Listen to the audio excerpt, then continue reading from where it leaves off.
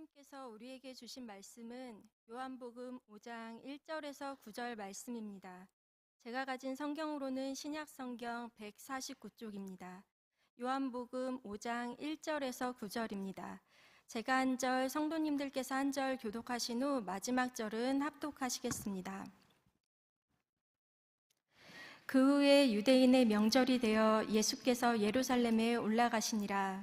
예루살렘에 있는 양문 곁에 히브리 말로 베데스다라 하는 못이 있는데 거기 행각 5이 있고 그 안에 많은 병자, 맹인, 다리 저는 사람, 혈기 마른 사람들이 누워 물의 움직임을 기다리니 이는 천사가 가끔 못에 내려와 물을 움직이게 하는데 움직인 후에 먼저 들어가는 자는 어떤 병에 걸렸든지 낫게 되미러라. 거기 38해 된 병자가 있더라. 예수께서 그 누운 것을 보시고 병이 벌써 오래된 줄 아시고 이르시되 내가 낫고자 하느냐. 병자가 대답하되 주여 물이 움직일 때 나를 못에 넣어주는 사람이 없어 내가 가는 동안에 다른 사람이 먼저 내려가나이다.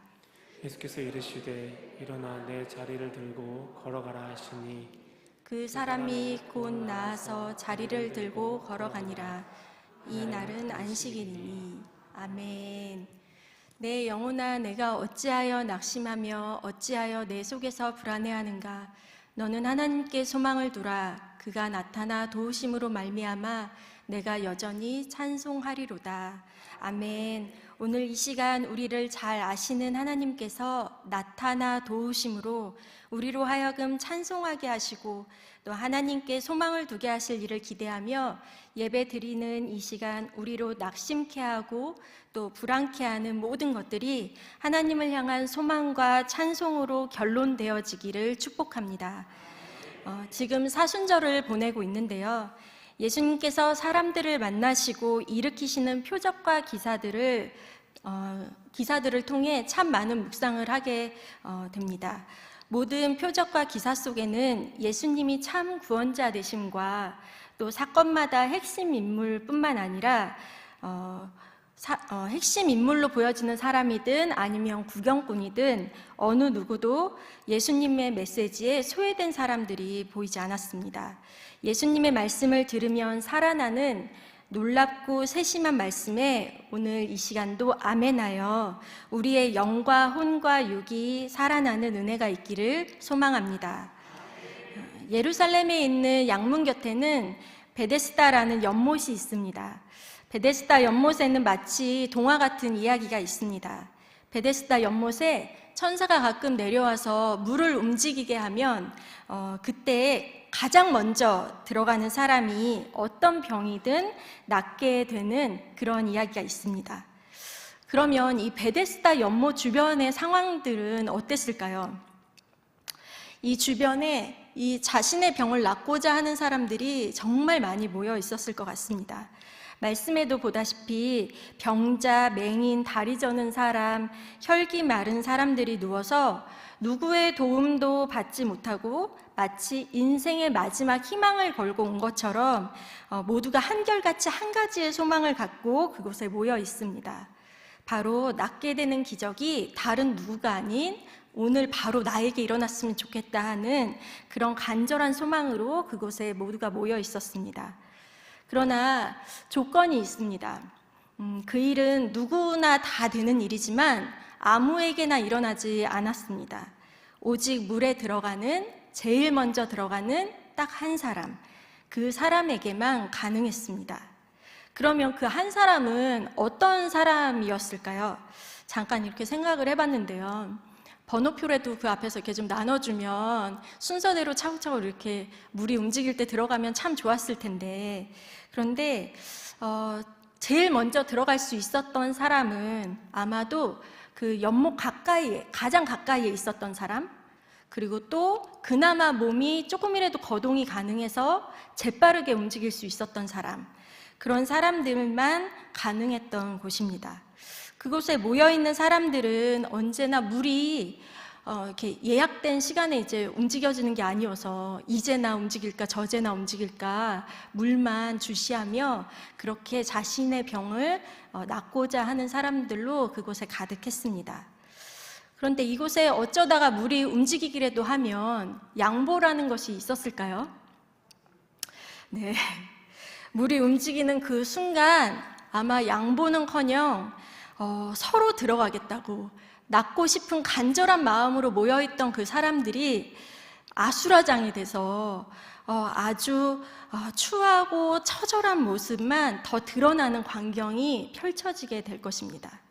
그런데 되게 아이러니하게 이 베데스다의 뜻은 헬라어로 베트헤스다라는 음역으로 자비의 집, 은혜의 집이라는 뜻을 갖고 있습니다. 그러나 이 뜻이 물에 들어간 한 사람을 제외하고는 이 자비의 집, 은혜의 집이라는 뜻이 무색할 만큼 은혜라는 것이 이 보여지는 현실 속, 이 베데스다 연못 주변에서 보여지는 이 현실에서는 정말 어려워 보였습니다. 마치 희망 고문의 장소가 바로 이 베데스다가 되었습니다. 그때 그런 상황이 있는 이 베데스다 연못에 예수님께서 누워 있었던 38년 된 병자를 보셨습니다. 그가 언제 이곳에 와서 있었는지는 알 수 없는데 어찌됐든 오기 시작하는 그때부터 38년간 오랜 시간 그곳에서 보냈던 사람에게 오늘 예수님은 찾아가서 오늘 말씀의 제목과도 같은 이 말씀을 하십니다. 본문 6절 말씀 우리 함께 읽도록 하겠습니다. 예수께서 그 누운 것을 보시고 병이 벌써 오래된 줄 아시고 이르시되 내가 낫고자 하느냐. 아멘. 내가 낫고자 하느냐. 병자에게 이것 말고 다른 소원이 있었을까요?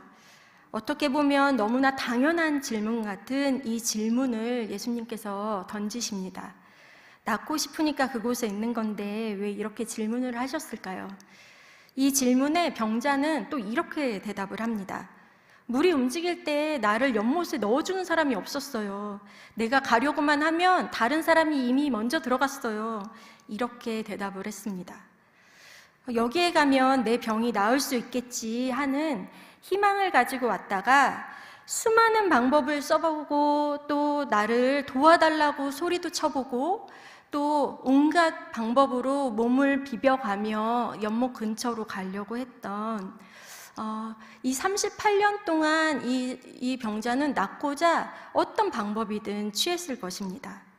그러나 시간이 38년이라는 시간이 지나는 그 시간 동안 이 병자의 마음 안에 들었던 생각들, 남게 되는 이 마음들은 어떤 마음들이었을까요?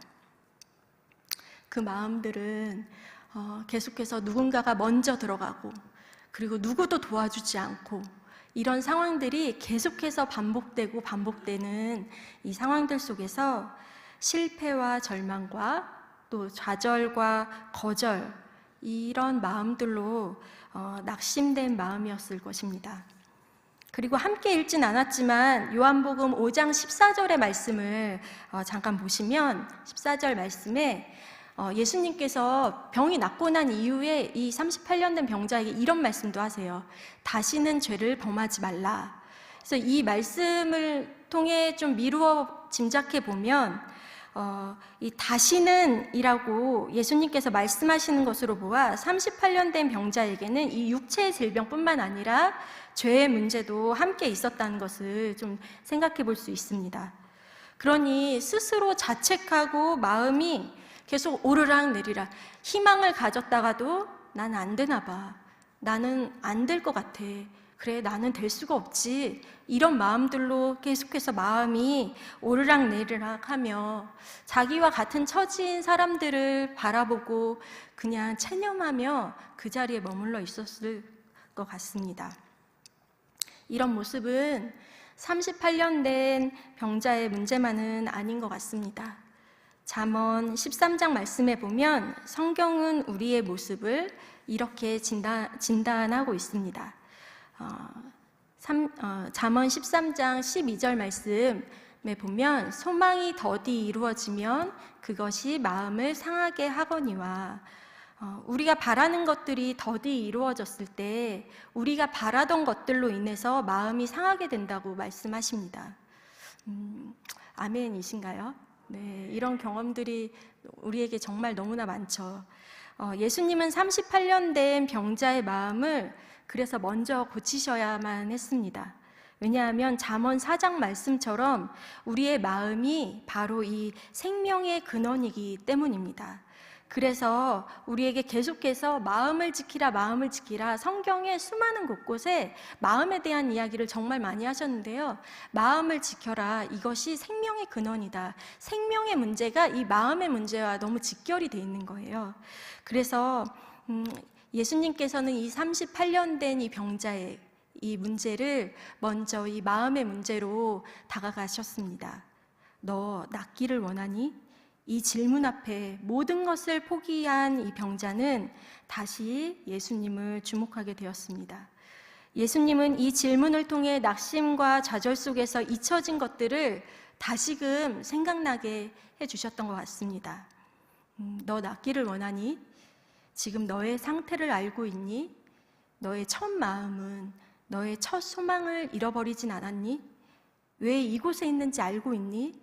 목적과 소망을 잃어버린 이 38년 된 병자의 위기를 드러내 주셨습니다. 또 이 질문 안에는 또 이런 의미도 포함되어 있는 것 같습니다. 너 낫기를 원하는 간절함이 있니? 정말 낫고 싶니? 정말 낫고자 하는 목마름이 있니? 라고 이렇게 물으시며 어쩌면 낫고자 하는 목마름조차 사라진 그 38년 된 병자의 실상을 드러내 보여주셨습니다. 저는 특별히 요한복음 이 5장 말씀을 읽을 때면 좀 한참을 이 질문 앞에 머물러 있게 되는 것 같습니다. 제게 하나님 나라의 부흥을 이렇게 소망케 하시고 또 열심히 주를 위해서 달려가다가 마치 번아웃이 되듯이 사역을 하면서도 무엇을 위해 달려가고 있는지 의식조차 하지 못하고 주위의 상황과 조건을 보며 원망과 불평을 늘어놓고 살아가고 있었던 적이 있습니다. 열심히 하면 할수록 그리고 무언가 잘하려고 하면 할수록 제 안의 공허함은 점점점 커져갔고 그런데 그때 저에게도 동일하게 이 말씀으로 너 낫기를 원하니? 라는 이 질문이 이렇게 가슴에 쿵 하고 들어왔습니다. 무엇을 원해야 하는지도 잘 모르겠더라고요. 무엇을 원해야 하는지도 잘 모르겠고 그리고 낫기를 원하냐고 물어보셨지만 제가 아픈지도 모르겠는 거예요. 그럴 정도로 무뎌져 버린 저에게 왜 이곳에 있는지 알고 있니? 낫고자 하는 목마름이 있니? 하시며 너 나아야 하는 존재야. 이렇게 말씀하시는 것 같았습니다. 다시금 제 안에 인식의 변화가 오기 시작했습니다. 그래, 나는 괜찮은 게 아니라 괜찮아서 주변의 상황들만 원망하고 불평하는 그래도 되는 것이 아니라 나 나아야 되는구나. 나 아픈 사람이구나 라는 인식의 변화가 되기 시작했습니다. 그리고 그런 나를 낫게 할 구원자 예수님이 필요한 자임을 제 입술을 통해 고백하게 하셨습니다. 또한 내가 얼마나 예수님이 필요한 자인지 나의 실상을 낱낱이 볼 수 있는 그 십자가의 자리로 초대하시고 나를 부인하는 십자가의 자리에서 십자가의 능력을 힘입게 하셨습니다. 그래서 너 낫고자 하느냐 하는 이 예수님의 질문은 그렇구나. 나를 낫게 하고자 하는 질문이구나 라는 것을 깨닫게 되었습니다. 병이 오래된 38년 된 병자의 마음 깊은 곳에 있는 잊혀져 버린 목마름을 드러내 보여주신 이 질문. 이렇게 우리 주님께서 우리 마음 안에 있는 것들을 드러내 보여주시는 것이 참 은혜입니다. 꽁꽁 감추고 싶었던 것들, 무뎌져 있던 것들이 드러날 때 우리는 38년 된 병자처럼 수많은 두려움 속에 수치와 불안함과 그래서 변명과 원망으로 예수님의 질문에 그렇게 대답했던 것처럼 우리도 똑같이 변명하게 됩니다. 그러나 낫게 하고자 드러내시는 이 문제 앞에 감추지 말고 정직하게 드러내야만 합니다. 에베소서 5장 13절 말씀 우리 함께 읽도록 하겠습니다. 그러나 책망을 받는 모든 것은 빛으로 말미암아 드러나니 드러나는 것마다 빛이니라. 아멘. 이 말씀의 앞절을 살펴보면 계속해서 어둠의 일들에 대한 말씀을 하시고 우리가 은밀하게 하는 생각, 행동, 또 은밀하게 감춰놓은 문제들이 말하기도 부끄러운 것들이라 말씀하십니다. 그런데 이렇게 말하기조차 부끄러운 것들이 이 빛 가운데 이렇게 드러나는 거예요. 그런데 이 드러나는 것마다 빛이다 이렇게 말씀하시는 이 말씀인데요. 예수님께서 너 낫고자 하느냐 물어보시며 우리 안에 있었던 문제의 근본들을 이렇게 드러내실 때 그 모든 것들이 빛으로 그 모든 부끄러운 것들, 상한 것, 어두운 것들이 드러나는데 그 모든 것이 빛이다 이렇게 말씀하시는 거예요. 뭔가 이상한 말씀 같기도 한데요. 이 빛이 될 거다 이게 아니라 빛이다라고 이렇게 말씀하신 이 말씀은 우리 주님께서 사랑의 책망으로 드러내는 것마다 이미 고치셨다는 이 말씀입니다. 그리고 이 어둠이 빛이 되어지는 이 부끄럽고 그리고 가리고만 싶은 이 모든 것들이 드러날 때 반드시 하나님께서 고칠 수 있다. 내가 이것을 고쳐서 반드시 빛으로 만든다. 빛이 되었다라고 이렇게 말씀하시는 것입니다. 그렇기 때문에 하나님께서 드러내시는 그 모든 것마다 하나님은 반드시 고치십니다. 베데스다 연못의 수많은 병자들 중에서 38년 된 병자를 찾아오신 예수님, 정말 수많은 병자들이 있었어요. 너무 많은 병자들이 있었는데 그 중에 38년 된 병자를 찾아오신 건 하나님의 주권이셨습니다. 수많은 사람 중에 이 시간 오늘 나에게 이 말씀으로 찾아오신 것, 이것도 하나님의 주권입니다. 이 병이 오래된 줄 아시고 고치기 위하시고 살리기 위하심입니다. 저는 다 알 수 없지만 이 시간 예수님께서 너 정말 낫기를 원하느냐?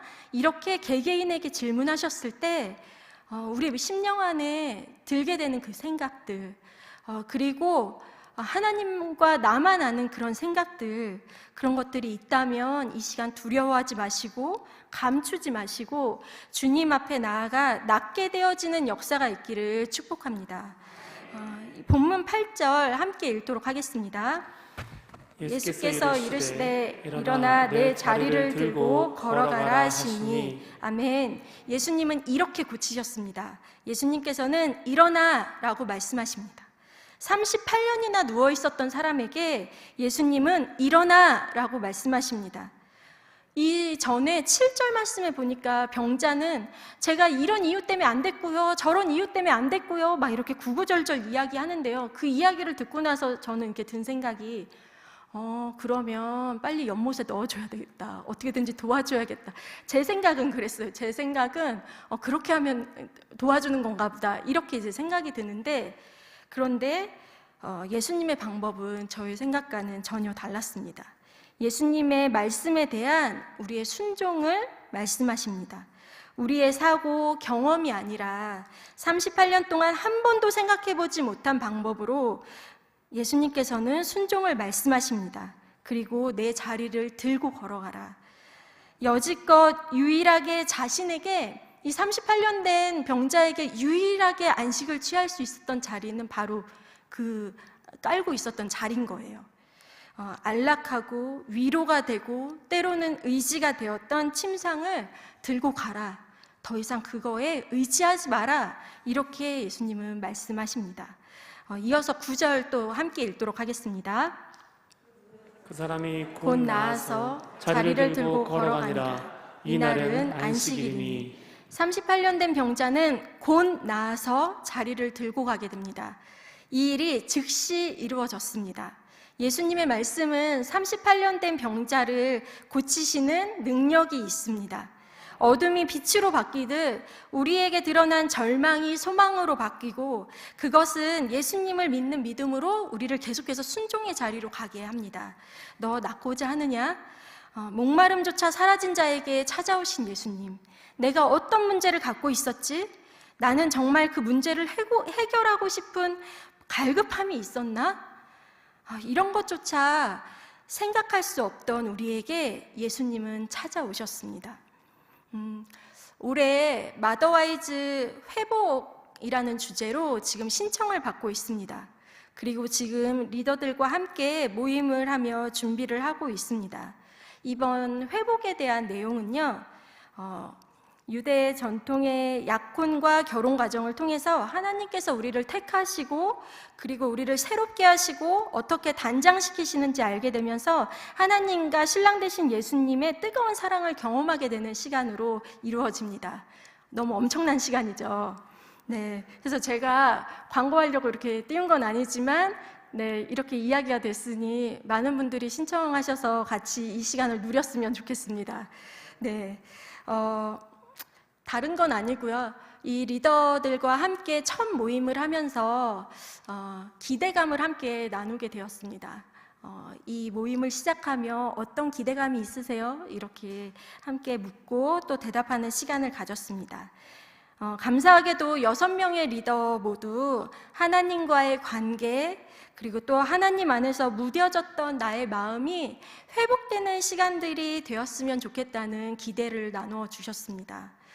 그 기대감을 듣고 있는데, 하나님, 우리가 어떻게 이런 회복을 기대하며 소망할 수 있었을까요? 라는 고백을 하게 되었습니다.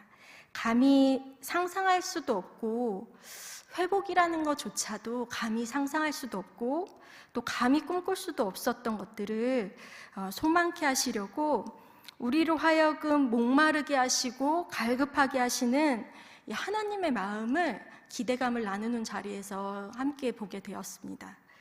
나는 쉽게 포기하게 되는데, 나는 쉽게 잊어버리게 되는데, 하나님은 계속해서 끊임없이 내 안에 회복에 대한 갈급함, 그리고 내 안에 이 목마름과 낳고자 하는 이 하나님께로 향해 순종하며 하나님께로 향해 나아갈 수 있는 그 열심과 의지들을 다시금 계속해서 솟게 하고 계시는구나 라는 것들을 보며 하나님 아버지의 마음을 좀 다시 보게 되었습니다. 제가 건강이 안 좋아서 한 1년 가까이 고생한 적이 있었는데요. 그때 식단을 조절해야 되었고 매일 치료를 받아야 되었습니다. 잠을 잘 수가 없었고 통증에 날마다 시달리며 나중에는 그냥 언젠간 낫겠지 하며 고치는데 그렇게 열심을 내지 않았던 것 같습니다. 그런데 포기하지 않았던 분이 계셨어요. 누구셨을까요? 네, 맞습니다. 네, 저희 어머니가 포기하지 않으셨어요. 저희 어머니가 침을 놓을 줄 아시는데요. 제가 안 맞겠다고, 안 맞겠다고, 아프다고 그렇게 막 짜증을 내고 막 그러는데, 때로는 호통을 쳐 가시며 또 때로는 달래 가시면서 저를 이렇게 침을 놔주시고, 그리고 식단 조절을 하고 계속해서 저를 낫기 위해서 열심을 내주셨습니다. 참 아픈 나도 지쳐서 포기하고 싶은데 부모님은 그러지 않으시고 계속 살피고 또 살펴보시면서 그 시간이 얼마나 흘렀어도 상관없이, 그게 만약에 1년이 아니라 2년, 3년 더 오랜 시간이어도 저는 확신할 수 있을 것 같아요. 저희 어머님 포기하지 않으셨을 것 같아요. 네. 나을 수만 있다면 어디든 찾아가고, 나을 수만 있다면 약을 구해오고, 아픈 자녀를 향해 포기하지 않는 그 마음을 보며 그렇구나, 인간의 부모도 이렇게 열심을 내는데 자녀를 포기할 수 없는데 하나님의 마음이 그렇구나 라는 것들을 또 생각하게 되었습니다. 나는 나를 포기하거나 체념해 버려도 하나님은 포기하지 않으시고 낫게 하시고 살리시려고 찾아오시고 깊은 갈망을 다시금 드러내 보이시며 하나님의 사랑과 열심에 참 은혜가 되었습니다. 오늘 38년 된 병자에게 찾아오신 예수님의 그 포기하지 않는 마음이 우리로 하여금 다시금 목마르게 하고 회복을 소망하게 하십니다. 오미크론 그 코로나로 많은 분들이 확진이 되고 짧게는 7일, 길게는 2, 3주 이렇게 격리하며 지내면서 몸도 아프고 마음도 많이 지쳐간다는 소식을 듣게 되었습니다. 또 이뿐만 아니라 우리의 오래된 문제들, 더디되는 소망들, 하나님을 향한 첫사랑, 삶의 목적들, 이 시간 일어나라 말씀하시는 주님의 말씀 앞에 나의 상식, 상황, 경험 다 내려놓고 순종하며 나아가는 시간이 되었으면 좋겠습니다. 처음 축복 성구로 말씀드렸던 시편 42편 5절 말씀, 내 영혼아 내가 어찌하여 낙심하며 어찌하여 내 속에서 불안해하는가. 너는 하나님께 소망을 두라. 그가 나타나 도우심으로 말미암아 내가 여전히 찬송하리로다. 우리에게 먼저 찾아오셔서 도우심으로 말미암아 우리의 낙심, 불안함이 소망과 찬송이 됩니다. 함께 오늘 이 찬양으로 고백하며 기도했으면 좋겠습니다. 찬양의 가사가 우리의 간절한 기도가 되었으면 좋겠습니다. 주님께 가까이 가겠습니다. 나를 이끌어 주십시오. 주님 목마릅니다. 주님을 계속해서 부르짖겠습니다. 나의 마음을 이 시간 만져주십시오. 이런 고백으로 우리 함께 찬양하겠습니다. 주께 가까이 나를 이끄소서. 간절히 주님만을 원합니다. 채워주소서. 주의 사랑을 진정한 찬양 드릴 수 있도록.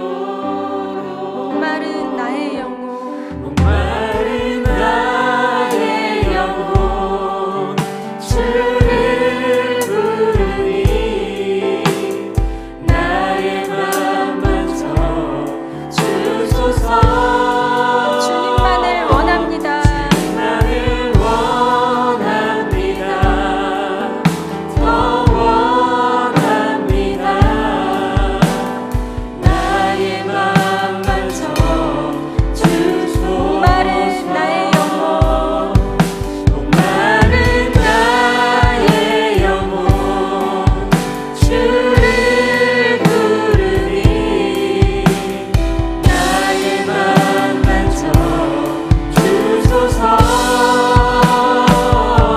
주님만을 원합니다. 더 원합니다. 나의 맘 만져 주소서. 우리 함께 기도했으면 좋겠습니다. 주님, 제가 38년 된 병자입니다. 내 안에 감춰놓은 해결하지 못하는 문제, 죄의 습관, 이 시간 드러내시고 고쳐 주옵소서. 삶의 목적도 소망도 잊혀진 제게 이 시간 찾아와 주셔서 주님을 향해 일어나게 하소서. 우리 주여 한번 외치시고 함께 기도하도록 하겠습니다. 주여!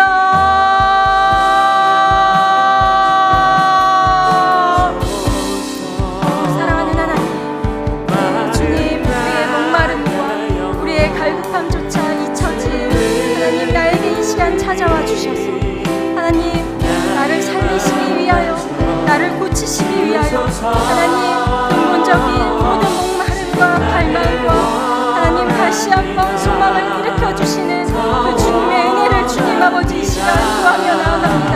하나님, 이 시간 우리를 긍휼하게 여겨주시옵소서.